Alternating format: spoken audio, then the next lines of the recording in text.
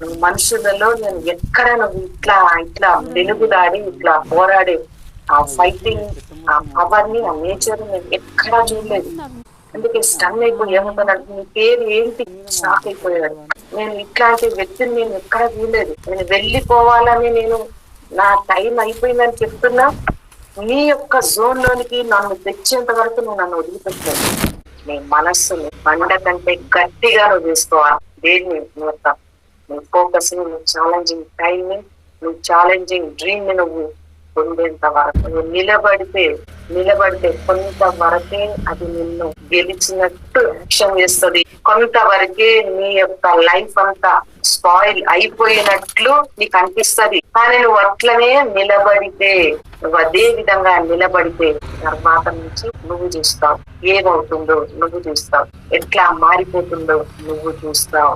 దేవుడు అందుకే బల వేసి నిన్ను పట్టుకున్నాడు దేవుడు. ఎందుకంటే బంగారం పూత అనేది కొద్ది రోజులు ఉంటుంది, తర్వాత అయిపోతుంది. కానీ ఒరిజినల్ బంగారం అనేది పర్మనెంట్ గా ఉంటుంది. నేను రిలీజ్ చేస్తున్నాను దేవుని యొక్క డిక్లరేషన్స్ రిలీజ్ చేస్తాను. దేవుడు యాకోబు లోపల అట్లాంటి ఫైటింగ్ వారియర్ నైన్టీన్ ఒక స్పెషల్ గా రిలీజ్ చేశాడు. దేవుని యొక్క ప్రవక్తగాన్ని విడుదల చేస్తున్నా. నా వాయిస్ తోటి కనెక్ట్ అయ్యే నా బిడ్డలందరికీ నేను రిలీజ్ చేస్తున్నా.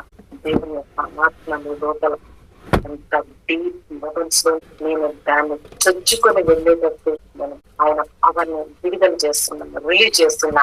నువ్వు నిలబడితే డేస్ మారిపోతాయి. నువ్వు నిలబడకపోతే అవి మారవు. కానీ నువ్వు నిలబడితే నీ డేస్ అన్ని ఆటోమేటిక్ గా మారిపోతాయి, ఆటోమేటిక్ గా చేంజ్ అయిపోతాయి. నువ్వు నిలబడితే, నువ్వు దేవునికి నమ్మితే, దేవుడిని నమ్మితే, నమ్మగలిగితే నీ డేస్ అన్ని చేంజ్ అయిపోతాయి. నువ్వు ఫేస్ చేసేది అసలు ఏం లేదు, జీరో. ఎందుకంటే దేనికి ఇవ్వని ఆధిక్యత కేవలం దేవుడు ఆయన పోలికలో ఆయనలాగానే చేసిన నీకు మాత్రమే దేవుడు ఇచ్చాడు. నీకే అన్ని ఫీలింగ్స్ ఇచ్చాడు, నీకే అన్ని పవర్స్ ఇచ్చాడు. నువ్వే చెయ్యగలవు అని నేను నమ్మాడు. దేవుడి విషయంలో నువ్వు స్టాండ్ అయితే ఎస్ మారిపోవచ్చు. నేను ఎట్లా బయటికి తీసుకొని రావాలని అది మాత్రం మారదు. ముఖ్యం అనేది అది ఎక్కడ వస్తుంది? బయట వాటర్ లో, సముద్రంలో లోపల. అది అసలు ఎట్లా ఫామ్ అవుతుంది?